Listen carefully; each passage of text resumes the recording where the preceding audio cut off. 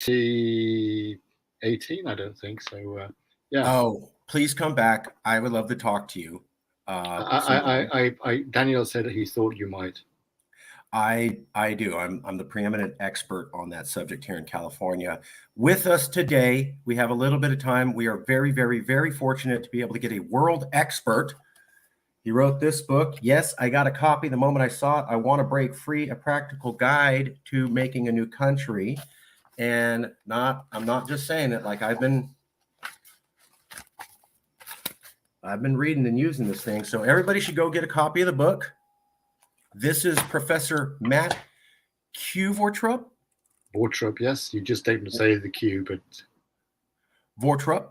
And he studies at Coventry, or is a professor at Coventry University. He's also the author of I Want to Break Free: A Practical Guide to Making a New Country.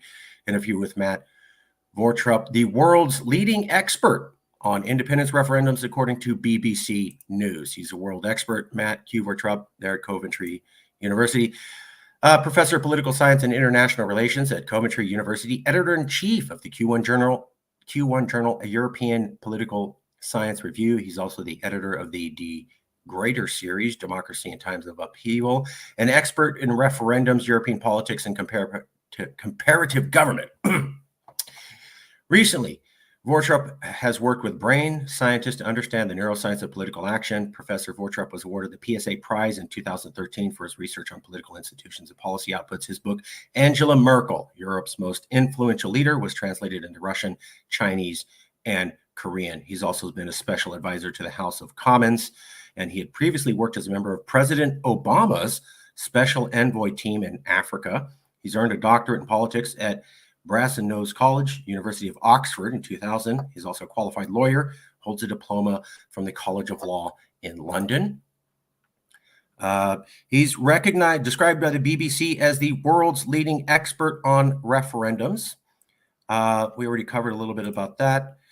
He teaches at the American University of Rome. He also teaches at I believe it's the Australian National University. I could be wrong, but it's two different ones. So point is, the guy has a lot of experience around the world. He's recognized as a world expert in this field, referendums. This is the new book that Professor Qvortrup has recently published, I Want to Break Free: A Practical Guide to Making a New Country.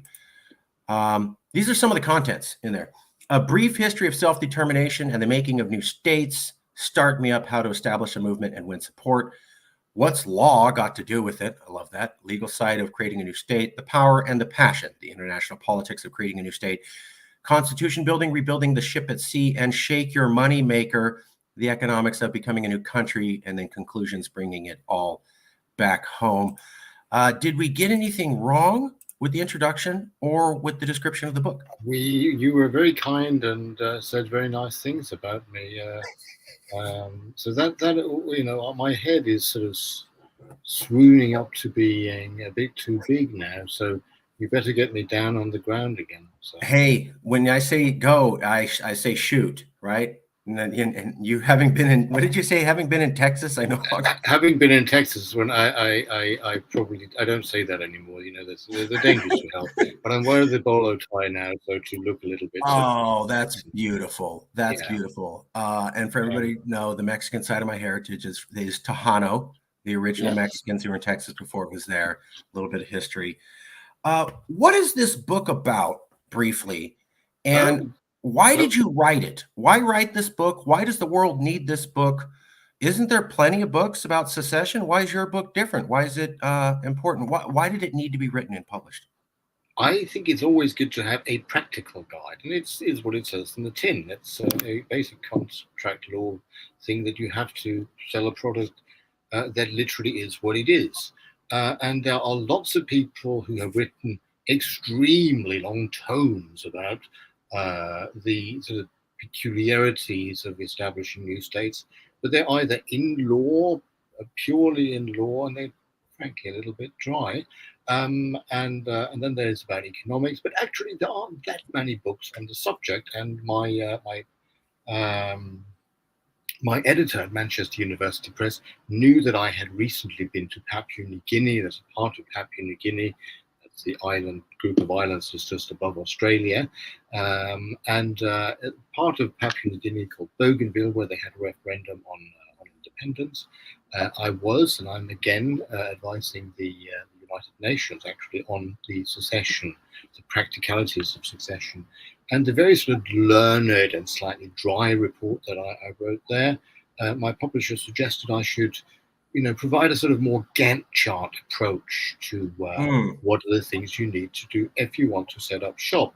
And I did that, and then I toyed with the idea of calling it "Breaking Up is Hard to Do." The attentive reader or viewer will have noticed that there is a bit of a musical reference going through this book.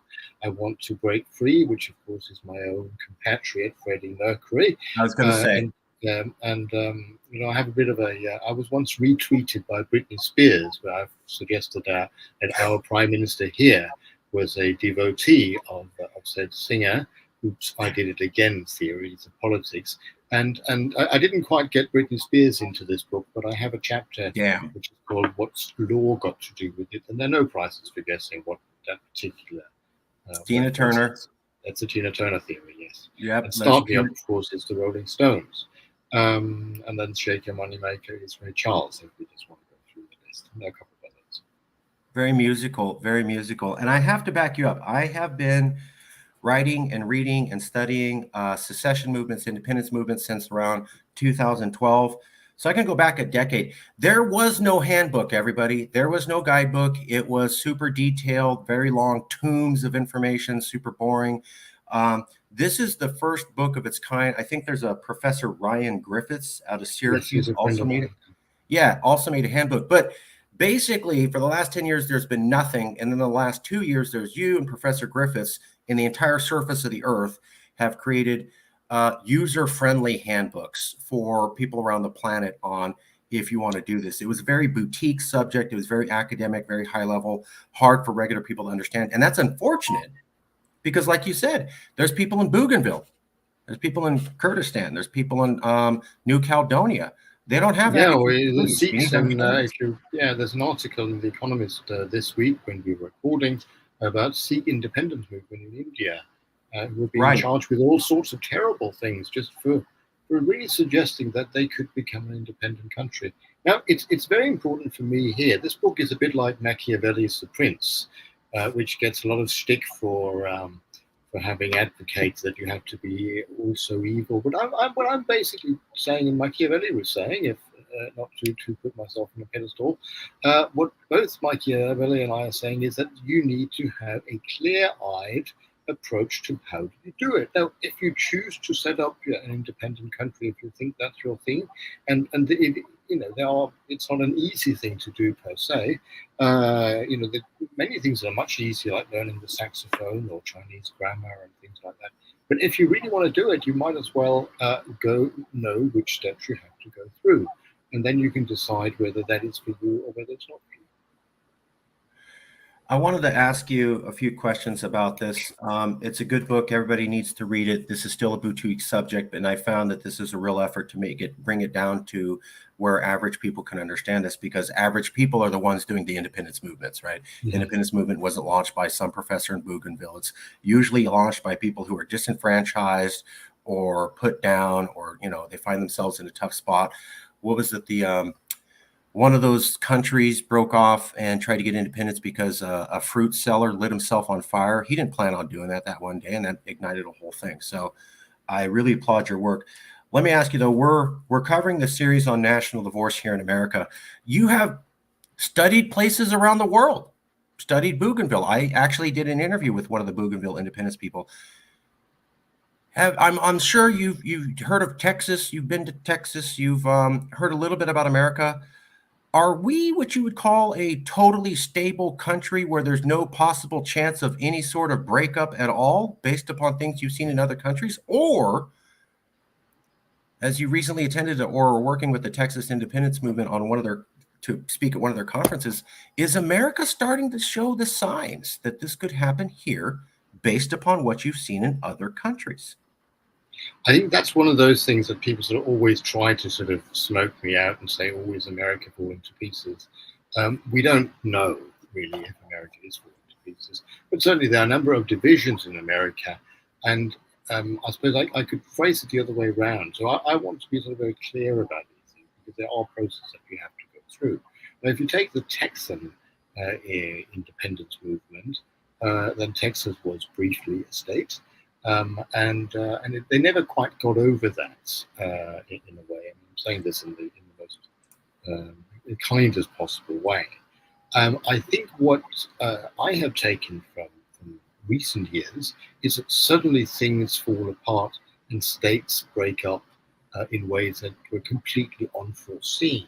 Now, when I was at university, it was completely unthinkable that the Soviet Union could break up.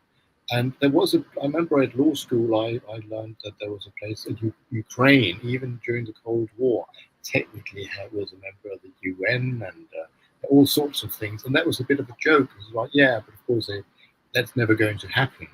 And then, of course, the Soviet Union did break up, and now there is a country struggling with a mighty neighbor. But that country is called Ukraine and became independent against all odds and in a way that was completely unthinkable.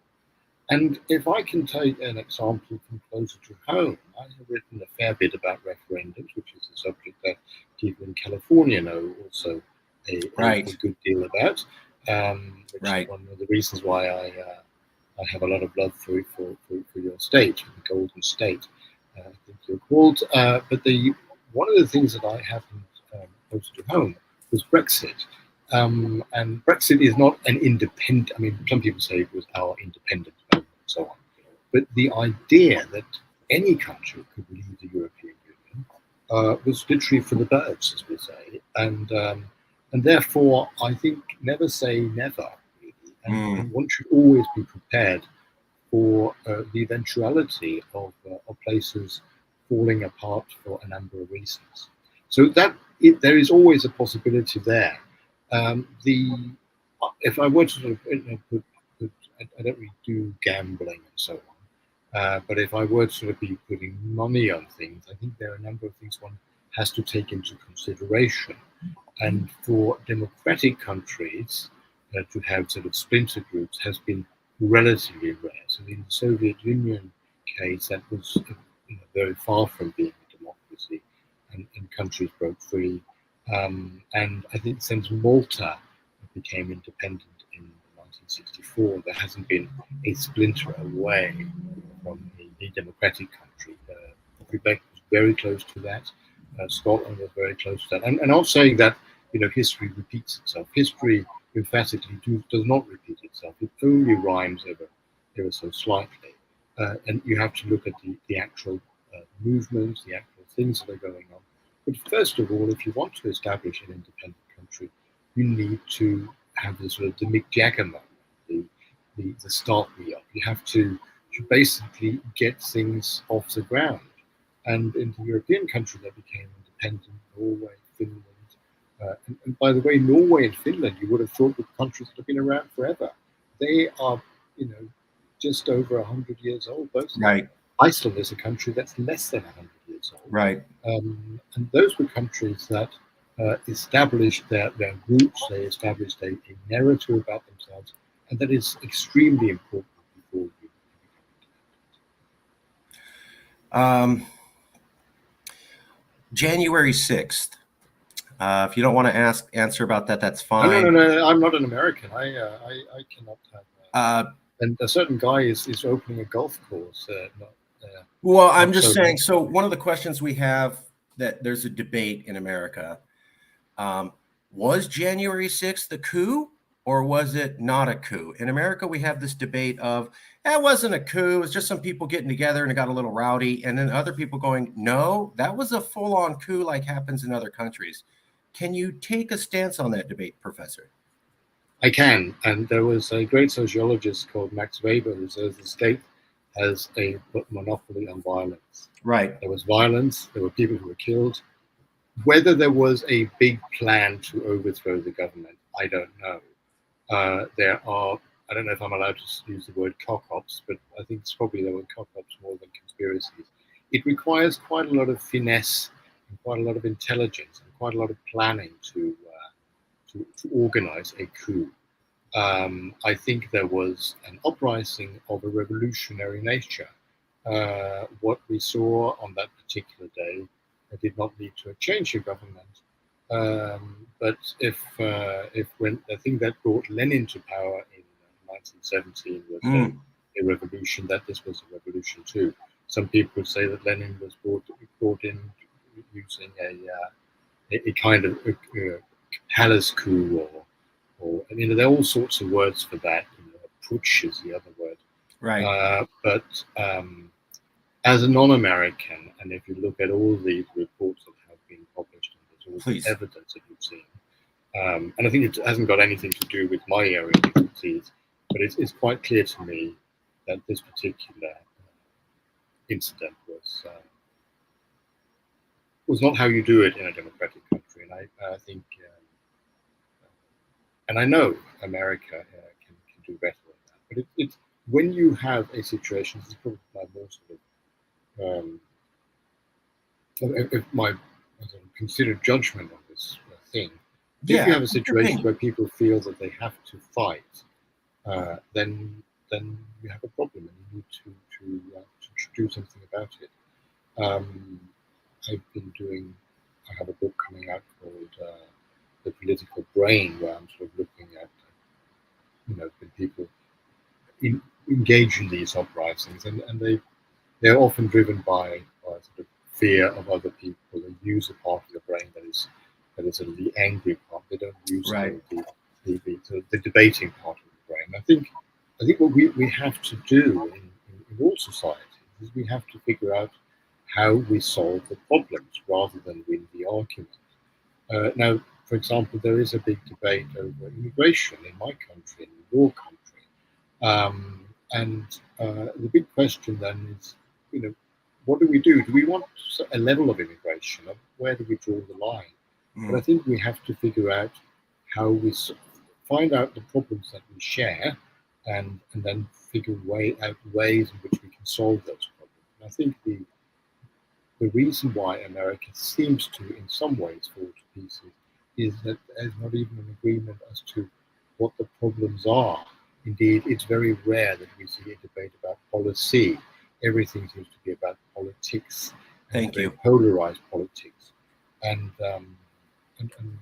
somebody who has lived in North America, in Canada, albeit,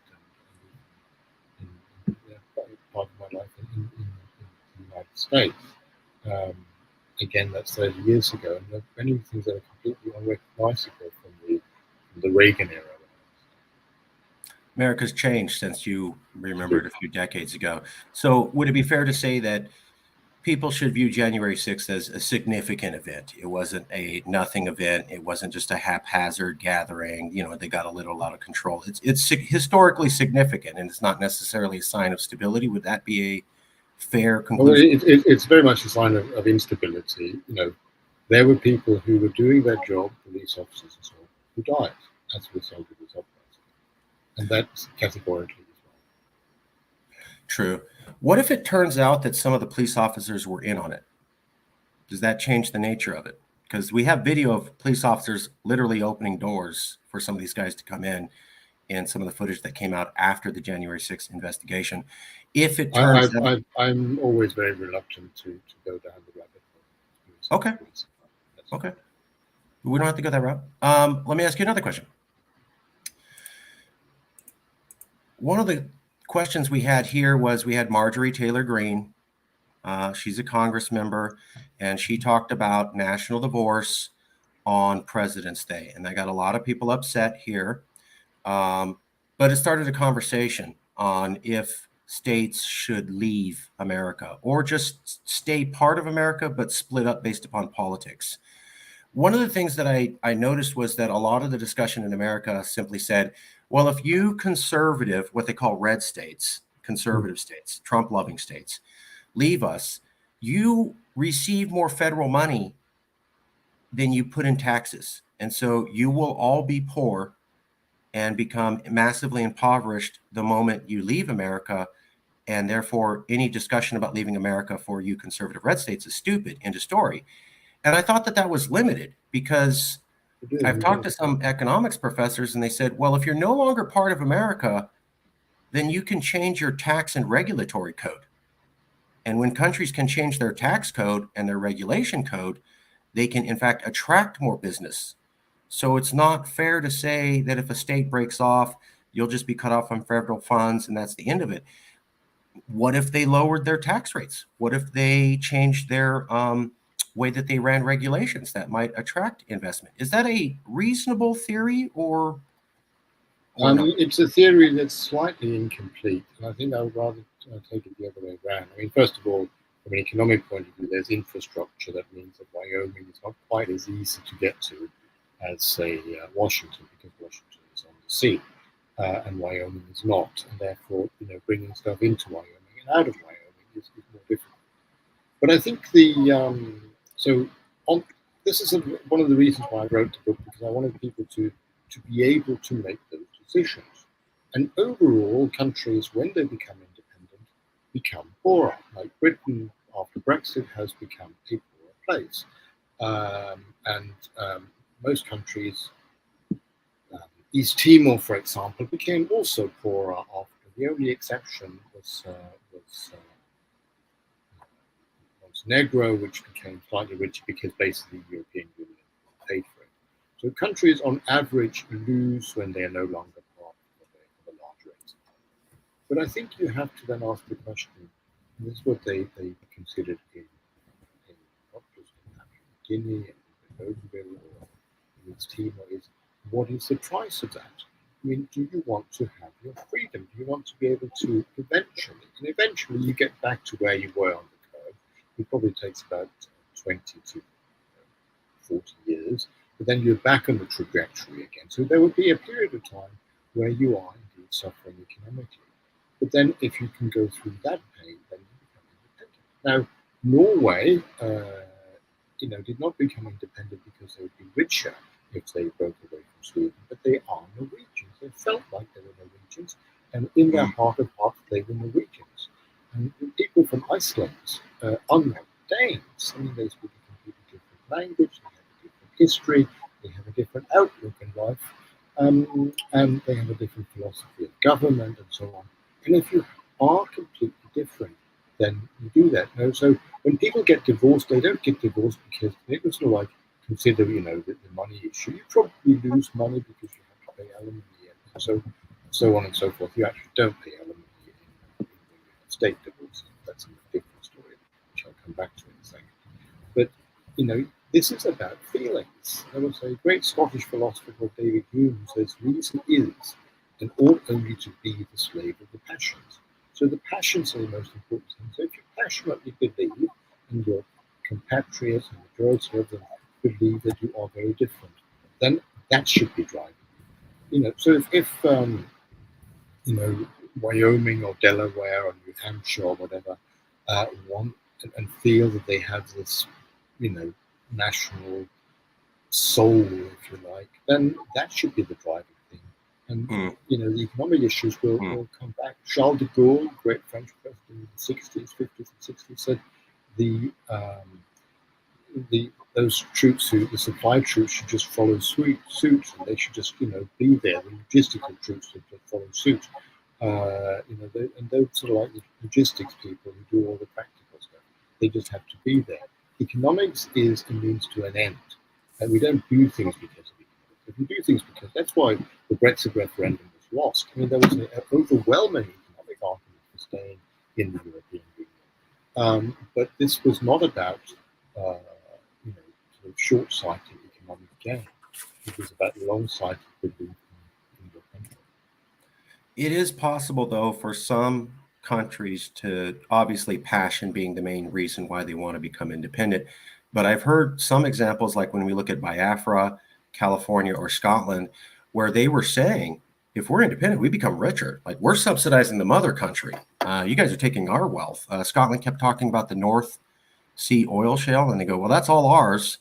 And if we don't have to share it with England, then we become richer. So so in Scotland was paying about 10% of that into the UK coffers, but they got 10.9% back. So and now that would be different. But I think the important thing in Scotland is support for Scottish independence now is higher than it was at the time of the referendum, Really? even though, and even with all the troubles they've had recently with parties. So people, but the thing is that oil is less valuable now because people are shifting to other energy sources. But that's not the argument for Scotland. The argument for Scotland is that Scotland is different. Scotland has a very different accent. They wear kilts. They have a different legal system. They have a different educational system. Scotland is just very, very different. And for that reason, a lot of people in Scotland, not everyone, but a lot of people in Scotland feel that they should be independent.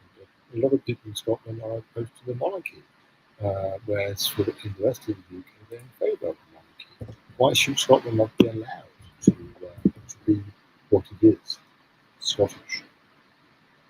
So would it be fair to say that if you have substantial cultural differences, there's a real reason for maybe being independent from each other, that it's not about Yeah, money? it's turning, if those cultural differences um, are of a political nature, that's when a movement gets off the ground. So it wasn't like the people in Iceland were when that they had a different culture. They had they literally the language in Iceland is the language that the Vikings spoke. The Danes who were there, if you like, overlords, and they were part of the Danish kingdom. They spoke a dialect which has changed very much, which is one of German words and so on. And the people in Iceland felt that, and over a period of time, probably 70 years, that cultural difference, the sagas and the Viking stories, and all these sort of things, even the food of the that was turned into a matter of pride and became a political Mm. issue. And on the back of the political issue, political parties were forming, as indeed they were in Norway. I just have to turn this one off. Yeah, I hope you can cut that on that. It's all good. This is fascinating. Cultural differences are of political nature. Independence movements can then get going. You really focused on the cultural differences. And I understood you said, never say never. I love Yes. the reference to James Bond. So it's possible that people in America who are saying, "Hey, I'm conservative, red state, and you're blue, liberal, and our cultures are just so wildly different from each other," that maybe that is a good enough reason to become independent, because that seems to be the major argument that Marjorie Taylor Yeah, Greene. I think the if I can sort of slightly caution there, um, I think that is not a cultural difference. That's an economic, philosophical difference, and it has to be the sort of like the. So that's a debate about, do you like the immigration policy? Do you like the economic policy? Do you think the big infrastructure program is a good idea or a bad idea? Those are policy issues. The thing about nationalism and national self-identity is that those are issues that aren't really to do so much with those sort of policy issues. They're much more sort of, in your heart of hearts, you feel that you are something different. You can easily be, there's some people when I was in Texas recently who said, but isn't it strange that the next First Minister of Scotland is a Muslim? Aren't you concerned about that? And personally, I think that's a complete non-issue. The issue is that for him, for the First Minister of Scotland, the issue is not religion, it's not economics, it is that he actually believes that there is a country called Scotland. He believes in certain things that are very difficult to measure, but it's probably more a sort of in your heart of hearts. Sure, It's a gut feeling type of thing. And sure. for an independence movement to be successful, you have to be a bit like the Quebecois in Canada. They have a different political system. The parliament there is called the National Assembly. In other places, it's called the legislature. And they're all sorts of things, and they're more French than the French in some ways. And you have to have that feeling of that. And possibly there are people in a place like Texas, where I have been recently, who actually feel that they are Texans rather than they are Americans. Right. And the same, I think the first thing you have to establish is that you have to ask people, what are you first and foremost? And people in Britain were always first and foremost Brits. In other parts of Europe, they say, well, you're European. That never happened in Britain. And that's why that, the idea of Britain being in the European Union, um, while economically rational, is one that a lot of people are against. Fair. But if we go back to I think Denmark, Sweden, there's a couple things where, we had cultural differences. Is being able to say, we don't want to have immigrants. We don't want to have LGBTQ people. We want to have everybody based in the church. Like, you have one group of people saying, I don't like church at all, and I don't believe in God. I do believe in God. I do like church. I don't like LGBTQ people. I don't like immigrants. I don't like minorities. I do like LGBTQ people. I do like it. At some point, don't we get to significantly culturally different societies? I remember that Scotland. Yes, those are cultural differences, but they don't lead to breakups of states. Breakup of states happen when you have national differences. And the thing about nationalism is the most successful political movement in the past 200 years. It's not socialism, it's not capitalism, it's not liberalism, it's nationalism. Because it's a thing where people who are liberals as well as conservatives can overcome those differences because they have a higher prize. That higher prize is independence. There were people in Britain who were Muslims who wanted Britain out of the EU because they wanted to have a more global Britain. They were fighting side by side with people who were anti-woke and so on and so forth, and probably not particularly keen on the Muslims because the overall prize there, the overall aim was to create a new state called Britain out of Europe. And the people in Norway, or in Iceland. In Iceland is a good example. There was a Conservative Progress Party, which was very much to the right, and having many of those views that you have in America. And then there was the Icelandic Communist Party, who also wanted out. They weren't sort of Soviet communists, but they had all of those sort of socialist ideas. But they overcame their differences because their greatest aim was to have a new state. So if you want to create a new state, then you have to have that overlapping consensus, that feeling of togetherness. And it's that feeling of togetherness that supersedes, that overcomes all the other policy differences. It is the creation of that we are different, we are together. And that is essential if you want to establish a new state. If you just have differences those are important differences, and they can lead to breakup of states and revolutions and all sorts of things. That's a different story altogether. If countries have differences over woke or non-woke, one second, I'll just say.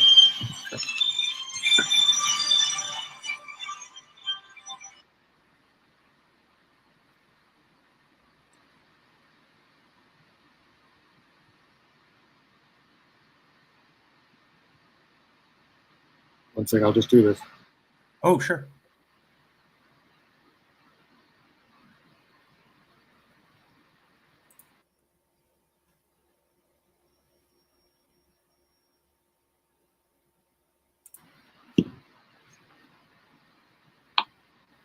Okay, yeah, here we go again. Okay. So Yeah. I think what you're saying is nationalism is the key. You can have some cultural differences, but people have to have this idea that we're all together. Yes. We're Norwegians or whatever, and it's about us. Yes. The thing that caught my eye was that with the Scottish independence movement, they built a lot of support for their Scottish identity and their Scottish nationalism by saying, we don't think like the English. They're all Tories. Yes. They voted this way for the last 20 to 30 years. We politically don't do that. And they use that as a way to encourage nationalism. So it is somewhat possible to use cultural differences to push people towards a sense of common nationalism, as we saw with Scotland? Well, in Scotland, you can be a Scottish nationalist and believe in free markets. You can be a Scottish nationalist. Indeed, the whole debate about the new leader of the Scottish National Party was a showcase of that. There was Kate Forbes, who was, basically anti-gay, anti-trans people, who believed that the sanctity of marriage, people shouldn't have babies if they weren't married, and so on. Very conservative views. but she was easily in the same party, as is easily in the same party as a man who believes in all of those things, who in addition to that is a Muslim. But it's so those are things that you would say would be completely incompatible. But they are issues of where do we take the party. But the overall issue is we want to create an independent country so we can decide whether we want to be woke or not woke. So if a red state were to become independent, they have to accept that there is a possibility that they could become something else. Now, Texas is demographically moving away, possibly, if you think about the trajectory of people in Texas. It is conceivable that Texas one day could be a blue state. So if Texas wants to be independent, then they can be independent. They have to consider, do we want to be independent, even if that means that one day we will be completely blue? And it's only when you believe that, if you believe that independence is so important that all the other issues are secondary, that's when you have a national state. If you don't have those things, then it's better to join a political party so that you can win, which is legitimate. It's just a different story altogether. People didn't break out of the Soviet Union per se because they were socialists, people were capitalists. They wanted to have reassert their own nationhood, their feeling of being together, having that imagined community of a nation. That's why they wanted to do that. So when people say, "Oh, we don't want to have Muslims, we don't want to have gays," or the opposite, then they're not just barking up the wrong tree; they're probably in the wrong forest altogether. Creating a new country is a nationalist project. And nationalism is about this primordial feeling of being part of a brotherhood that is great. Absolutely, absolutely. When I saw Brexit, they seemed to get people whipped up into a nationalist fervor talking about how we don't need to have all these Muslims. That was a policy thing, but they used to do that. They're taking away our British culture. And then we look at Scotland. Muslims have nothing to do with it. It wasn't an issue that strongly wrote. It was about being British. There are lots of Muslims who voted for Brexit, and because they wanted to, go back to your empire days. So having Muslims wasn't an issue. It didn't, it was actually the other way around. People said we can bring people in from Pakistan and India. We can't bring the Polish people. It was having the possibility of bringing people in from what used to be the empire and not. I know that a lot of people in America think it's about Muslims. Sure. That issue. It was actually the other way around. They were fighting to allow Muslims to bring their families in.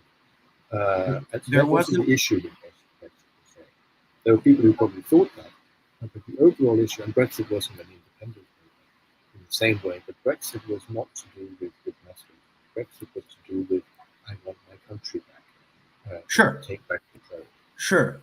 But I remember seeing advertisements where I think Nigel Farage and a couple other people were saying, if we're flooded with all these foreigners, we're not going to be Brits anymore. So they took a policy issue and then they terrified people. But that wasn't the Muslims. That was the Poles.